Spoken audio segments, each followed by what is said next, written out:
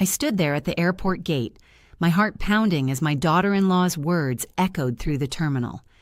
"Stay out of our way. You didn't pay for this trip." What she didn't know was that I had paid for it. Every single penny, and my credit card was still attached to their booking. Past tense. Was.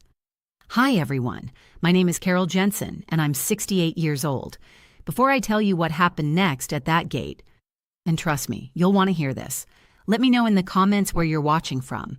I have a story that still makes my hands shake when I think about it. This happened just 3 months ago, and I'm finally ready to talk about it.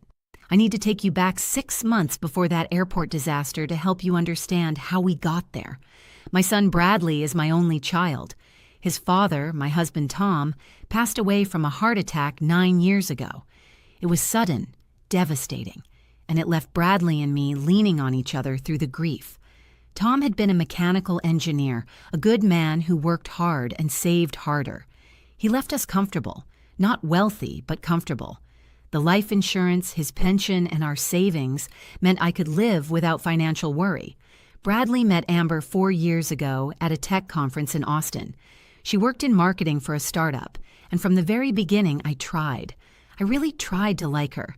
She was pretty, polished, and knew exactly how to present herself. But there was something underneath that bothered me. A coldness in her eyes when she thought no one was watching, a calculation in how she spoke to people she considered beneath her. The first red flag came at their engagement party. I'd spent weeks planning it, hosting it at my home, cooking for 40 people. Amber arrived 2 hours late, walked past me without a word of thanks, and spent the evening taking photos for Instagram. When I gently mentioned that guests had been waiting, she looked at me like I was an insect and said, "Carol, people wait for important things." I told myself I was being oversensitive. Bradley loved her, and that's what mattered, right? They got married 2 years ago in an elaborate ceremony that cost $40,000. I contributed $15,000 without being asked because I wanted Bradley's day to be perfect. Amber's parents, who I later learned were drowning in debt, despite their expensive cars and designer clothes, contributed nothing. At the wedding, Amber's mother actually pulled me aside and said, "It's so generous of you to fund this. We always knew Bradley married well." I remember feeling confused. Bradley married well? He was the one with the stable job and savings. But I smiled and nodded because that's what you do, right? After the wedding, things got progressively worse.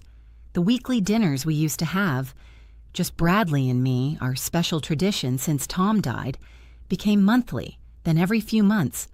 Amber always had an excuse. She was tired. She had work. They had other plans. When they did come over, Amber spent the entire time on her phone, making snippy comments about my dated furniture or my simple cooking. "Carol, you know they have meal kits now, right? You don't have to cook everything from scratch like it's 1950, she'd say, laughing in that way that wasn't quite mean enough to call out, but definitely wasn't kind. Bradley would give me these apologetic looks, but never said anything. That hurt more than Amber's comments. My son, who used to defend me against playground bullies, now sat silent while his wife took small jabs at his mother. This past January, Bradley called me on a Tuesday evening. I remember because Tuesdays were my book club nights, and I almost didn't answer. "Mom, I need to talk to you about something," he said, and his voice had that excited quality it used to have when he was little and had good news. "What is it, honey?" "Amber and I have been so stressed with work. She's been putting in crazy hours, and I just wrapped up a massive project. We really need a vacation, but with the wedding debt we're still paying off and the new car payment..." He trailed off. Here it comes, I thought. "What are you thinking?" "There's this amazing resort in Cabo San Lucas, all-inclusive, right on the beach. It's exactly what we need to reconnect and recharge. But Mom, the cost, it's steep. Almost $8,000 for a week, including the flight." $8,000. I thought about the money sitting in my savings account, Tom's life insurance money that he'd left specifically for me to live life and be happy, as his letter had said. "I'll pay for it," I said. "Mom, no, I can't ask you to..." "You didn't ask. I'm offering." You're my son, and if this is what you need, then I want to do this for you." There was a long pause. Then, would you want to come with us?" My heart lifted. Despite everything with Amber, the idea of a vacation with my son, of watching him relax and smile the way he used to, was too good to pass up. "I would love that, Bradley. Are you sure Amber would be okay with it?" "I'll talk to her. Let me call you back." He called back 3 hours later. I could hear tension in his voice. "She's fine with it. She thinks it's a great idea," he said in a tone that suggested Amber thought it was anything but a great idea. But I convinced myself it would be okay. Maybe this trip would be our chance to bond. Maybe away from the stress of daily life, Amber and I could find common ground. I put the entire trip on my credit card. 3 first-class tickets, because Amber insisted we couldn't possibly fly economy for 6 hours. The all-inclusive resort, airport transfers, everything. The total came to just under $12,000. When I saw that number, I felt a pang of anxiety, but I pushed it down. This was for Bradley. This was what Tom would have wanted. The 6 weeks leading up to the trip should have been exciting. Instead, they became a series of small humiliations. Amber created a group chat called Cabo Squad with the 3 of us. Every message from her was a subtle reminder that I was the third wheel. "Bradley and I are thinking of doing the couple's spa package. Carol, there's a nice senior yoga class at 9 a.m. if you're interested." I was 68, not dead, but I bit my tongue. "We booked a sunset catamaran cruise. Carol, it might be too late in the evening for you, but Bradley and I are so excited for our romantic evening." When I mentioned wanting to try the resort's famous seafood restaurant, Amber responded, "That place is pretty upscale, Carol. Bradley and I have a reservation, but they probably have a more casual option that would be more your speed." My speed. As if wanting to eat nice food was somehow beyond my capabilities. Bradley occasionally sent me private messages. "Sorry about Amber, she's just stressed about work. She doesn't mean anything by it." But she did mean something by it. Every comment, every exclusion, every subtle dig was intentional. I've been around long enough to know the difference between someone who's stressed and someone who's cruel. The night before our flight, I couldn't sleep. I lay in bed, staring at the ceiling, wondering if I was making a mistake. Tom's picture sat on my nightstand, and I found myself talking to it. "What do I do, Tom? Our boy has changed. Or maybe he hasn't changed. Maybe he's just lost." I almost canceled. I actually picked up my phone 3 times to text Bradley that I wasn't feeling well, that I couldn't make the trip. But each time, I thought about how much I missed my son, how maybe this trip could be the thing that reminded him who he used to be. So I packed my bag, set my alarm for 4 a.m., and told myself it would be fine. Our flight was at 7:30 a.m., which meant arriving at Denver International Airport by 5:30. I got there at 5:15, pulling my single carry-on suitcase behind me, wearing comfortable travel clothes, nice jeans, a lightweight sweater, and walking shoes. Bradley and Amber arrived at 5:35, and I could see them from across the terminal. Amber was wearing white linen pants, a designer crop top, and heels that clicked loudly on the airport floor. She had 3 pieces of Louis Vuitton luggage. Bradley, looking exhausted, was pulling 2 of them. "Morning, Mom," Bradley said, giving me a quick one-armed hug. "Carol," Amber said with a tight smile, "you're early."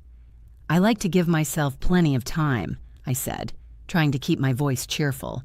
"Of course you do," she replied, and I couldn't tell if it was a compliment or an insult. We checked our bags.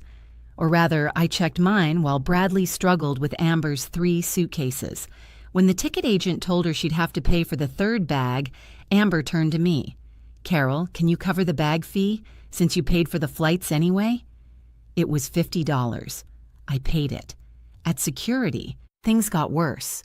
Amber apparently hadn't flown in a while, despite all her talk about being sophisticated and well-traveled, because she had bottles of full-size perfume and lotion in her carry-on. "Ma'am, you'll need to throw these out or check this bag," the TSA agent said. Amber's face turned red. "Do you know how much that perfume costs? It's La Mer." "I don't care if it's liquid gold, ma'am. It's over 3 ounces." I watched as Amber threw what I can only describe as an adult tantrum, arguing with the TSA agent until Bradley finally convinced her to throw the items away. She stomped through the security scanner, grabbed her bags, and didn't speak to anyone for the next 20 minutes. We headed to our gate. I'd treated us all to the airline lounge access, another $200, thinking it would be a nice way to start the vacation. We could have breakfast, relax, maybe even have a mimosa and laugh about the security incident. In the lounge, I made myself a plate of fresh fruit and yogurt, got a coffee, and sat down at a table. Bradley and Amber were at the buffet. I watched as Amber piled her plate high with expensive items: smoked salmon, imported cheeses, pastries, then loaded another plate for what I assumed was second helpings later. They sat down at a different table, not near me, not next to me, a completely different table across the lounge. I sat there, holding my coffee, trying to understand if this was intentional or if they simply hadn't seen me. But then I watched Amber lean into Bradley, whisper something while looking directly at me, and laugh. My cheeks burned. I was the joke, the burden, the elderly mother who'd paid $12,000 to be excluded and mocked. I forced myself to eat my fruit, though each bite felt like swallowing stones. Other travelers came and went. An elderly couple sat near me, sharing a newspaper and holding hands. They looked so comfortable together, so content. I felt a wave of loneliness so intense it almost took my breath away. Tom would never have let this happen. Tom would have stood up, walked over to Bradley, and said, "What the hell do you think you're doing? Treating your mother like this?" But Tom wasn't here, and Bradley was 32 years old, making his own choices. Terrible choices, but his choices nonetheless. After 40 minutes, they got up to leave the lounge. I quickly gathered my things and followed. Amber glanced back at me with an expression I can only describe as disdain. At the gate, I found 3 seats together and sat down in one of them. Bradley and Amber approached, and I smiled, gesturing to the seats next to me. Amber looked at the seats, looked at me, and said loudly, loud enough that people around us turned to look, "Bradley, let's sit over there. It's less crowded." It wasn't less crowded. In fact, they chose seats in a more congested area. They just didn't want to sit with me. I felt my eyes start to burn with tears, but I refused to cry. Not here. Not in front of all these people. Not in front of them. I pulled out my phone and pretended to read emails, but the words swam on the screen. My hands were shaking. I was hurt, yes, but underneath the hurt was something else starting to build: anger. The boarding announcement came. We'd like to begin boarding our first-class passengers and those needing extra time. I stood up. I'd earned this first-class seat with my money. I was going to board first like I was supposed to. I got in line behind a young couple. Bradley and Amber got in line behind me. Then it happened. "Excuse me," Amber said, her voice sharp. She actually put her hand on my shoulder and tried to move me aside. "We need to get through." I turned around. "We're all first class, Amber. We'll all board together." Her eyes narrowed. "Some of us have overhead bin space to worry about. You just have that tiny bag." "I'm not moving," I said quietly. "Oh my God, Carol." Amber's voice rose, and I could feel other passengers staring. "Why do you have to make everything difficult? We're trying to have a nice vacation, and you're already causing problems." "I'm not causing... You know what?" Amber cut me off, her face flushed with anger or maybe embarrassment. "Stay out of our way, Aunt. You didn't pay for this trip anyway. We're the ones who had to save for this. We're the ones who actually earned this vacation." The words hit me like a physical blow. The boarding area went silent. Even the gate agent stopped scanning tickets to watch. I opened my mouth. I wanted to scream. I wanted to tell everyone in that terminal that I had paid for every penny of this trip. I wanted to show them my credit card statement to prove that this entitled, cruel woman was lying. Instead, I said nothing. I stepped aside and let them go ahead of me. As Bradley and Amber handed their boarding passes to the gate agent, I pulled out my phone. My hands were steadier now, steadier than they'd been all morning. The anger had crystallized into something cold and clear. I opened my credit card app, found the charge for the flights, found the charge for the resort. And here's the thing about making purchases. Even after tickets are issued, the payment still needs to clear. The authorization is there, but it can be contested within a certain time frame, and we were still within that time frame. I'd called the airline 2 days earlier just to understand how the booking worked. The customer service representative had explained that since all 3 tickets were on one reservation under my card, I was the primary account holder. I could make changes. I could even, if needed, remove my payment method, which would flag the reservation as unpaid. But why would anyone want to do that? The representative had asked, laughing. Just curious, I'd said. Now I knew exactly why. I watched Bradley and Amber disappear down the jetway. They were probably settling into their first-class seats right now, maybe ordering champagne, celebrating their escape from burdensome Carol. If you've ever been treated like you're invisible, if you've ever been disrespected by people you loved and sacrificed for, hit that subscribe button, because what happened next is something I never thought I'd have the courage to do.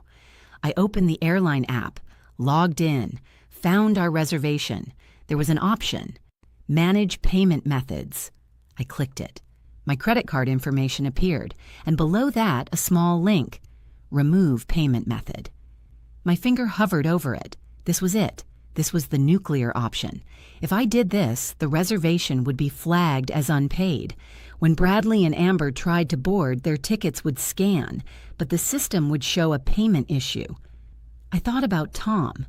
I thought about the 15 years we'd spent teaching Bradley about respect, kindness, and gratitude. I thought about the life insurance money Tom had left me, money he'd saved by bringing lunch to work every day, by driving old cars, by sacrificing so his family could be secure. Live life and be happy, his letter had said. Happy. Was I happy being treated like garbage by my own son and his wife? Was I happy letting them walk all over me while I paid for the privilege? I clicked Remove Payment Method. A confirmation message appeared. Are you sure? This action may affect active reservations. Yes, I was sure. I confirmed it. Then I did the same for the resort reservation. Ladies and gentlemen, we're now boarding all rows for Flight 1847 to Cabo San Lucas, the gate agent announced. I picked up my small carry-on and got in line. I boarded the plane and found my seat. 2A, the window seat. Bradley and Amber were in row 1, seats 1D and 1F. They didn't even turn around as I walked past. I settled into my seat, stowed my bag, and buckled in. The flight attendant came by with mimosas. I took one and sipped it slowly, feeling oddly calm. The plane filled up. The doors closed. We pushed back from the gate. As we taxied toward the runway, I saw Bradley get up and head to the bathroom. On his way back, he paused by my row. "Hey, Mom," he said quietly. "Sorry about earlier. Amber's just stressed." I looked at him, really looked at him. When had he become someone who apologized for his wife's cruelty instead of stopping it? "It's fine, Bradley," I said. He smiled, relieved. "It'll be a great trip, you'll see." "I'm sure it will," I said. He went back to his seat. I watched the runway lights blur past as we took off, and I felt nothing. No guilt, no regret, just a strange sense of peace. The flight was smooth. I ate my first-class meal, pan-seared salmon with asparagus. I watched a movie. I even dozed off for a bit. Up in row 1, I could occasionally hear Amber's laugh, sharp and frequent. She was probably telling Bradley about something funny she saw on Instagram, or complaining about someone at work, or planning all the activities they'd do without boring old Carol. When we landed in Cabo 5 hours later, I stayed in my seat and let them deplane first. No point rushing. I took my time walking through the terminal, past the colorful shops selling sombreros and tequila, past the families excitedly taking photos. The Cabo airport is beautiful, open air in places, warm and welcoming. I knew where the resort transfer desk was. I knew Bradley and Amber would go there to check in for our shuttle. I hung back, standing near a coffee shop, watching. I saw them at the desk, saw them showing their phones to the representative, saw the representative's smile fade as she typed something into her computer, saw her pick up a phone and make a call. This was taking longer than a normal check-in should take. Amber's body language changed. She straightened up, gestured more sharply. Bradley leaned over the desk, pointing at something on his phone. The representative shook her head, made another call. I walked closer, slowly, sipping a bottle of water I'd bought. "There must be a mistake," I heard Bradley saying. "We have a confirmation number. Look, right here." "Sir, I understand, but our system shows the reservation was canceled due to non-payment. The credit card authorization was removed." Amber's voice rose. "That's impossible. His mother paid for it. Carol paid for everything." "I'll need to speak with the card holder then," the representative said politely but firmly. "Is she with you?" They both turned around and saw me standing there, 10 feet away. The look on their faces, I'll remember it for the rest of my life. Confusion first, then realization, then shock. "Mom," Bradley said, "they're saying there's a problem with the reservation." I walked over calmly, taking another sip of water. "Is there?" The representative looked at me hopefully. "Are you Carol Jensen, the card holder for this reservation?" "I am," I said. "Mom, can you tell them there's been a mistake? Show them your card or something?" Bradley asked, his voice tight with worry. I looked at my son, then at Amber, whose face was starting to turn an interesting shade of red. "There's no mistake," I said clearly. "I removed my credit card from the booking." Silence. Complete silence except for the ambient noise of the airport. Announcements in Spanish and English, rolling luggage, distant conversations. "You..." "What?" Bradley whispered. "I removed my payment method for the flights and the resort about 30 minutes before we boarded the plane. Why would you..." He stopped, understanding washing over his face. Amber, however, exploded. "Are you kidding me? You psycho! You actually canceled our vacation? What is wrong with you?" "I didn't cancel it," I said calmly. "I just stopped paying for it. You said I didn't pay for the trip anyway, remember? You said you and Bradley saved for it, that you earned it. So I figured I'd let you handle it yourselves." "This is insane," Amber shrieked. "Bradley, she's insane! Do something!" The representative cleared her throat. "Ma'am, I need to ask you to lower your voice. If the reservation holder doesn't wish to continue with the booking, that's her right." "Bradley," Amber grabbed his arm. "Pay for it. Use your credit card." Bradley pulled out his phone, his hands shaking. I watched as he opened his banking app, watched as his face went pale. "Amber, we don't have $12,000. We have about $3,000 in checking, and that needs to cover rent, and then put it on a credit card. Our cards are maxed out from the wedding and your car, remember?" I'd known this. Of course I'd known this. Bradley had told me about their financial situation months ago, which is why I'd offered to pay in the first place. Amber turned to me, and her face was ugly with rage. "You bitter old woman, you miserable, pathetic, bitter old hag. You're just jealous because I have Bradley and you have nothing. Your husband is dead, you have no friends, and your son can't stand being around you. That's why we didn't want you on this trip in the first place." "Amber, stop," Bradley said weakly. But she wasn't done. "No, she needs to hear this. You're a burden, Carol. You've always been a burden. Bradley only spends time with you out of obligation. He doesn't want you there. I don't want you there. Nobody wants you anywhere." People were staring now. A small crowd had actually gathered, airport staff and travelers alike, watching this soap opera unfold. And I felt nothing. Her words, which should have devastated me, just bounced off, because I'd already decided I was done caring what Amber thought. What really hurt was that Bradley still hadn't truly defended me. "Are you finished?" I asked quietly. Amber opened her mouth to say more, but I held up my hand. "I'm going to speak now, and you're going to listen. 6 months ago, you two came to me asking for help with a vacation. I didn't offer at first. You asked. And I said yes because I love my son and because my late husband left me money specifically to live life and help the people I care about. I looked at Bradley. I paid almost $12,000 for this trip, first-class tickets for all three of us, a beautiful resort, everything. And in return, you've spent 6 weeks excluding me, mocking me, and treating me like an inconvenience. This morning, you sat apart from me in the lounge I paid for. You tried to push past me at boarding. And Amber, I turned to her, you announced to an entire airport that I didn't pay for this trip. I didn't mean, she started, but I wasn't done. So I decided to make your statement true. I stopped paying. The reservation is canceled, or unpaid, or whatever the technical term is. I don't really care. Mom, please, Bradley said, and his voice cracked. I'm sorry, we're sorry. Right, Amber? Amber said nothing, just glared at me with pure hatred. Here's what's going to happen, I continued. I'm going to take a taxi to a different resort. I already made a reservation at the Esperanza Resort.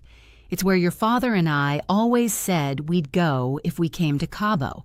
It costs about $3,000 for a week, and I'm going to enjoy every single minute of it, alone. I pulled my wallet out and extracted $200 in cash. I held it out to Bradley. This should cover a taxi back to the airport and maybe a meal. Your flight home isn't for a week, but I'm sure the airline can help you change it if you explain the situation. Or maybe Amber's parents, who apparently have so much money, can help you out. Bradley didn't take the money. He just stood there, tears actually forming in his eyes. Mom, I didn't know she was treating you so badly. I didn't see... You saw, I said, and my voice was harder than I'd ever heard it. You saw and you did nothing. You're 32 years old, Bradley.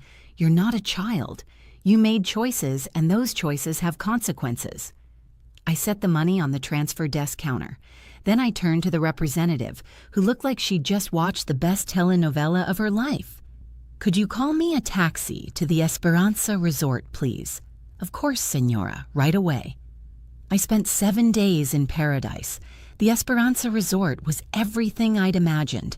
Elegant rooms with ocean views, incredible food, and staff who treated me like royalty. I went snorkeling. I got a massage. I read 3 books.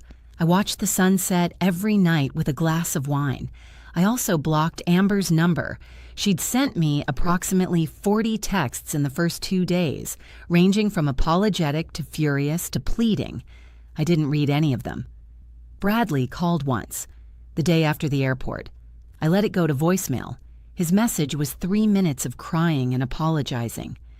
Mom, I'm so sorry. We're at a cheap hotel near the airport. Amber won't stop crying. I didn't realize how bad I let things get. Please call me back, please.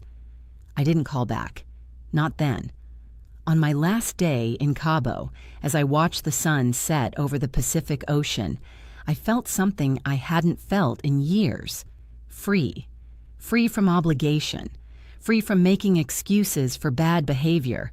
Free from accepting disrespect because I was afraid of losing my son. Because here's the truth. I'd already lost him. The boy who used to defend me on playgrounds, who used to call me every day just to chat, who used to say, I love you, Mom, without prompting. That boy was gone. And the man who'd replaced him had some serious decisions to make about the kind of person he wanted to be. When I got home to Denver, there were flowers on my doorstep. 24 roses with a card that said, Mom, I'm so sorry. Please let me explain. Love, Bradley. I brought them inside and put them in water, but I didn't call him. 3 days later, he showed up at my house. He looked terrible. Dark circles under his eyes, rumpled clothes. We sat on my porch, and he told me everything. How Amber had convinced him I was trying to control their lives. How she'd made him feel guilty every time he spent time with me. How he'd been so afraid of conflict that he'd chosen the path of least resistance, which meant siding with his wife and abandoning his mother. Where is Amber now? I asked. We're taking a break. She went to stay with her parents. I told her that what she did was unforgivable, and that I need time to think about whether I even want to stay married. I didn't feel triumphant hearing this. I just felt sad. Sad that it had come to this. Sad that my son had to learn this lesson the hard way. I don't know if I can forgive what happened, I told him honestly, but I'm willing to see if we can rebuild something. It won't be what we had before, but maybe it can be something real this time. He's been coming by once a week. We have coffee. We talk. It's awkward sometimes, but it's honest. He's in therapy now, working on boundaries and self-respect. As for me, I'm planning another trip. Maybe Italy, maybe Greece, maybe somewhere I've never even considered, because Tom was right. Life is for living, and I'm done shrinking myself to make room for people who don't appreciate me. That's my story. If you made it this far, thank you for listening. Leave a comment telling me where you're from, and remember, you teach people how to treat you. I just taught mine one hell of a lesson.